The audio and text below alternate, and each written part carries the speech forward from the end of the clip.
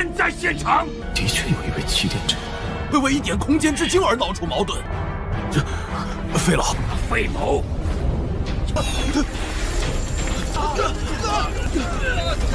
就有渡天大阵。这没那么容易。进攻为起，敢在我轩辕地，什么人？好，找死！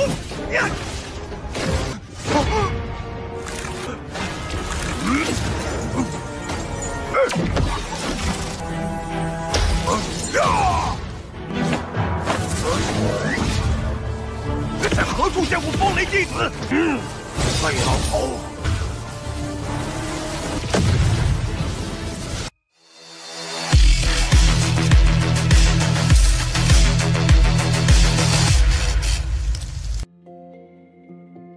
Halo semuanya, selamat datang di Ruang Sinema. Bagaimana kabar kalian semua? Semoga selalu sehat dan baik-baik saja.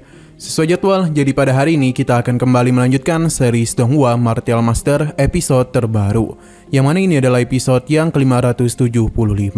Bagi yang mau bergabung dengan series ini, kita sudah sediakan playlistnya. Jadi kalian bisa dengan mudah mencari di mana episode awal dari series ini. Sebelum kita mulai episode terbarunya, kita akan melihat dulu apa saja yang telah terjadi pada episode sebelumnya. Tepatnya pada episode 574. Sebelumnya, Chen Sisi telah berpisah dengan Qin Zhan. Pasalnya, dia itu harus kembali bersama kelompoknya. Sebelumnya, Chen Sisi telah berpisah dengan Qin Zhan. Pasalnya, dia harus kembali bersama kelompoknya. Begitu pula dengan Qin Zhan, karena teman-temannya juga ada di sini. Maka karena itulah dia pun segera menghampiri mereka. Hanya saja di tengah kesenangan itu, salah satu tetua di sana merasa begitu kesal kepada Qin Zhan. Pasalnya kematian dari rekan-rekannya pasti adalah ulah dari Qin Zhan. Di sini tetua situ memberikan pembelaan kepada Qin Zhan yang mengakibatkan perselisihan sempat terjadi di antara kedua tetua. Qin Zhan lega karena tetua situ belum diincar oleh kekuatan dari ras iblis. Selain itu di sini dia juga sempat-sempatnya memberikan ejekan kepada tetua itu. Untung saja ada seorang pria yang menghentikan perselisihan itu, karena jika mereka saling bertarung, ini hanya akan membuat mereka berdua rugi. Pasalnya orang-orang di sana pasti akan mengambil bagian mereka. Sekarang kita akan melanjutkan episode terbarunya. Di tengah situasi yang menegangkan ini, orang-orang penasaran dengan apa yang terjadi. Hingga pria bernama Long Zetian pun memperkenalkan dirinya dan menanyakan apa yang diinginkan oleh tetua ini, di mana dia itu ingin Long Yuxi keluar dan menemui dirinya. Qin Zhan sendiri masihlah belum tahu tentang mereka. Sedangkan Zetian menjelaskan kalau Shiuki telah berpisah dari mereka. Bahkan sampai saat ini mereka masih belum bertemu dengannya. Yang Zetian ketahui hanyalah mereka itu pergi bersama Xiu Cheng dan Master Mu Ye karena mereka itu merupakan teman yang dekat. Jadi seharusnya mereka itu sedang bersama. Jika tetua ini ingin mencari tahu keberadaan Shiuki, lebih baik dia itu bertanya langsung kepada Master Mu Ye. Namun tetua ini tiba-tiba saja kesal karena bagaimanapun baru-baru ini dia sudah menemukan keberadaan Mu Ye. Namun dia itu sudah tidak bernyawa karena dihabisi dengan cara yang begitu kejam. Kemungkinan besar pada saat kejadian, Long Shiuki berada di sana.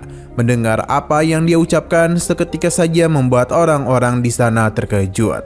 Pasalnya bagaimana mungkin hal ini terjadi? Untuk Qin Zhan sendiri baru sadar kalau sepertinya orang yang dicari oleh tetua ini adalah orang yang sebelumnya dia kalahkan. Zetian dan para muridnya tidak menduga karena bagaimana mungkin Tuan Mu Ye dihabisi. Ia yakin pasti ada kesalahpahaman di sini. Karena bagaimanapun Long Shiuki memiliki hubungan baik dengan Tuan Mu Ye. Jadi tidaklah mungkin mereka saling bertarung satu sama lain.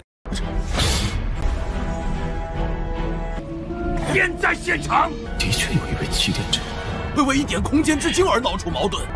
这，费老。Zetian berjanji akan membahas hal itu ketika bertemu dengan Tuan Xiu Cheng, supaya dapat memberikan penjelasan yang baik kepada Tuan Fei. Ia harap Tuan Fei bisa menunggu semua itu. Untung saja Denny masihlah dapat tenang. Namun jika keluarga Long tidak dapat memberikan penjelasan mengenai masalah itu, maka jangan salahkan dirinya jika sesuatu yang buruk terjadi kepada keluarga Long. Kekuatan yang dia keluarkan itu pun membuat orang-orang di sana terkejut. Selain itu, Tuan Fei juga meminta orang-orang dari Kekaisaran Xuan Yuan pergi dari tempat ini. Hal itu tentu saja membuat tetua ini kesal, karena sudah seringkali Tuan Fei memberikan hinaan kepada Kekaisaran Xuan Yuan. Dia menyarankan untuk segera meminta maaf jika dia tidak ingin Kekaisaran Xuan Yuan memberikan hukuman kepadanya. Tapi Tuan Fei tidaklah peduli karena merekalah yang harus memberikan penjelasan kepadanya.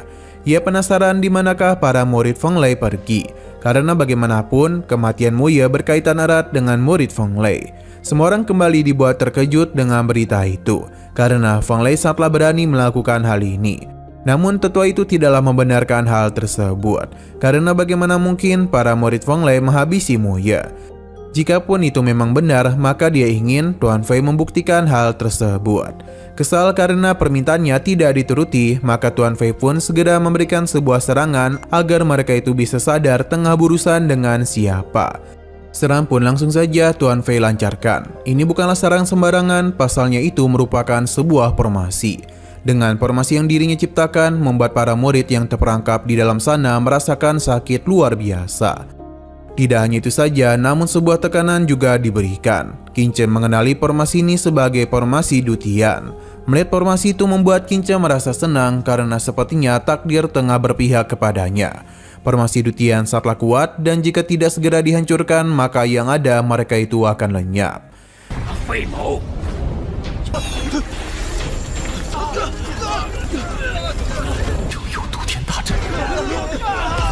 Mata-mata Qin Chen masih ada di sekitaran Kekaisaran Xuan Yuan. Untuk tetua ini sendiri segera memberikan perlawanan agar bisa menghancurkan formasi tersebut. Man Huo dikenal sebagai seseorang yang memiliki garis keturunan pemakan api. Jadi kekuatan yang dia miliki tidaklah main-main. Bahkan saking panasnya, api yang dia miliki mampu dengan mudah melelehkan logam dan mengubah tanah menjadi besi. Ini merupakan kesempatan langka karena bisa melihat kemampuan hebatnya. Man Huo segera melepaskan serangan apinya supaya bisa melindungi mereka semua dari formasi Dutian. Sebuah formasi yang memang terkenal akan pengikisan jiwanya. Walaupun begitu, Tuan Fei tidak niatan untuk membiarkan mereka. Dirinya akan kembali meningkatkan susunan formasi supaya Man Huo tidak memiliki kesempatan untuk bisa memberikan perlawanan.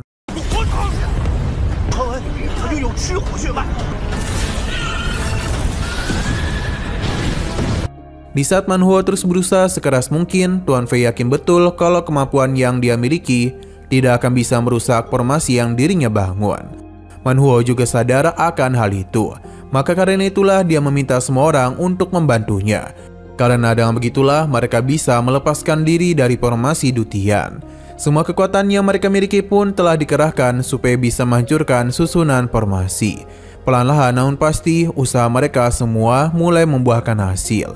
Pasalnya retakan pada formasi ini pun telah terlihat, yang membuat Tuan Fei agak terkejut. Alhasil para muridnya pun segera memberikan bantuan supaya bisa memperkuat formasi Dutian. Dan apa yang telah mereka lakukan, formasi ini pun semakin kuat dan bahkan memberikan serangan balasan kepada orang-orang Kekaisaran Xuan Yuan. Serangan ini terlalu kuat, bahkan jika tidak memiliki formasi pertahanan, maka itu bisa saja melenyapkan mereka. Man Huo benar-benar kesal dan apa yang Tuan Fei lakukan, karena tindakan itu telah membuat ia menjadi musuh Kekaisaran Xuan Yuan.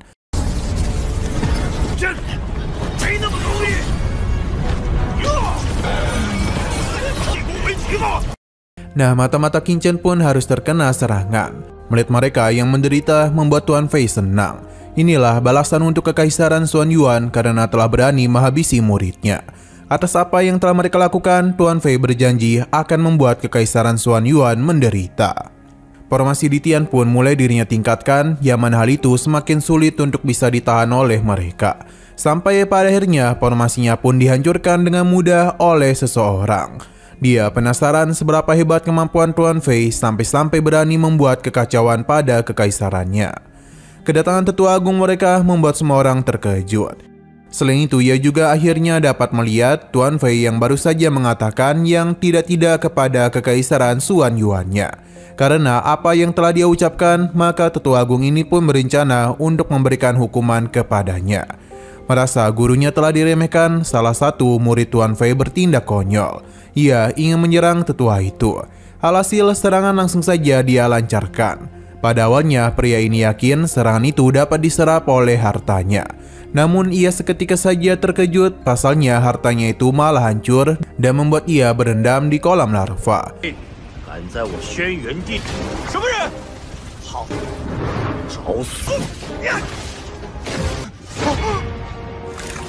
Tetua situ tidaklah menduga dengan perkembangan kekuatan Kaisar Jianshan. Kemungkinan besar ranahnya itu telah mengalami peningkatan luar biasa. Tuan Fei sendiri tentu saja kesal karena kembali kehilangan muridnya. Jadi pada hari ini dia akan menyelesaikan urusannya dengan Jianshan.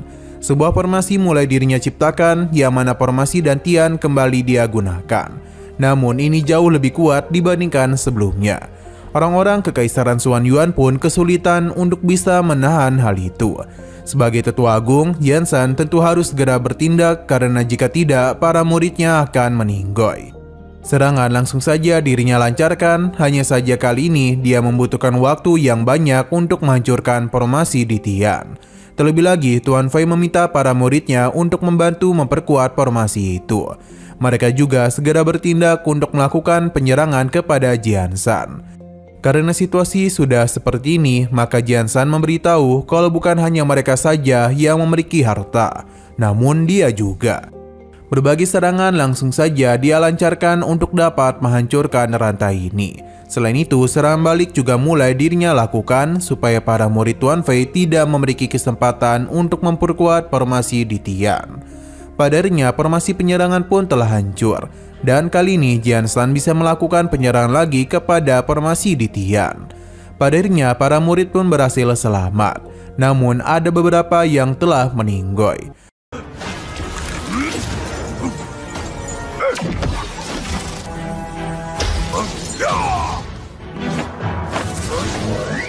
Tuan Fei lalu menyinggung kejadian para murid Wang Lei yang telah menyerang muridnya.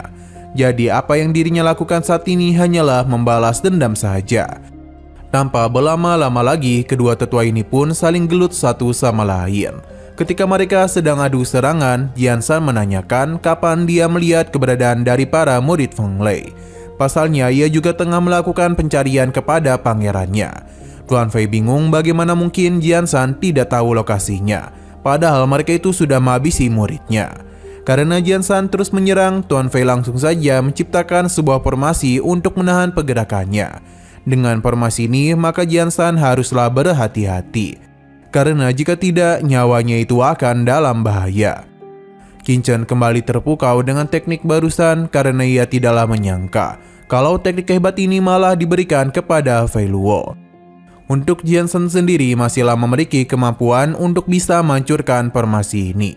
Sebelum formasi tersebut benar-benar sempurna, Tuan Fei akan melihat seberapa lama dia dapat bertahan karena formasinya itu tidak bisa dihancurkan dengan begitu mudah, meskipun telah menggunakan begitu banyak harta. Jianshan kembali bertanya mengenai apa yang terjadi dan siapa itu Huyan. Apakah para muridnya dihabisi oleh mereka? Tuan Fei tidaklah membenarkan hal itu karena bagaimanapun para murid Feng Lei lah yang menghabisi Xintian dan Mu Yu. Jianshan yakin kalau Tuan Fei menyembunyikan sesuatu. Jadi pada hari ini dia akan menyerangnya sampai babak belur sampai dia mau berbicara. Serangan tingkat tinggi langsung saja Jianshan lakukan, yang mana padanya semua ini dapat menghancurkan formasi itu dan memukul mundur Tuan Fei.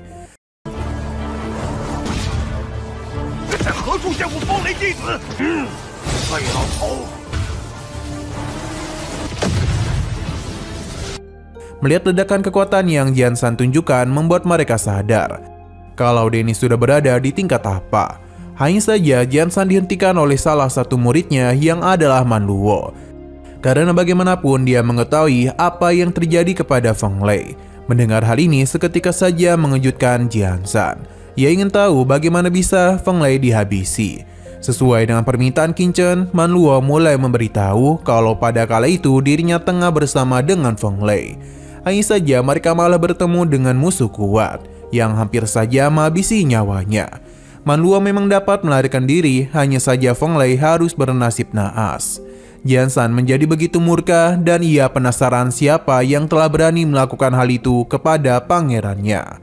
Manluo segera memberitahu kalau orang-orang istana Piao Miao lah pelaku dari semua kejadian itu.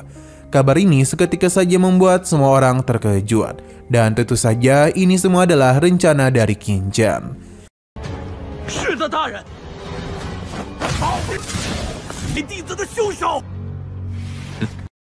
Nah, sayang sekali lagi seru-serunya, episodenya ini pun harus bersambung dulu.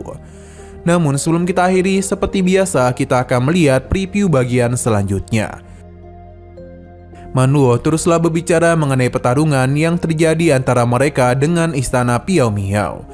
Meskipun orang-orang itu bersikeras untuk tidak membenarkan hal ini, Manluo mencoba untuk membuat Jian Shan percaya kepadanya. Karena bagaimanapun nyawa pangeran mereka telah diambil oleh mereka. Manluo bahkan berencana untuk membalaskan dendam pangeran mereka. Yang tentu saja membuat Manhuo percaya kepadanya dan meminta Jian Shan untuk bertindak juga.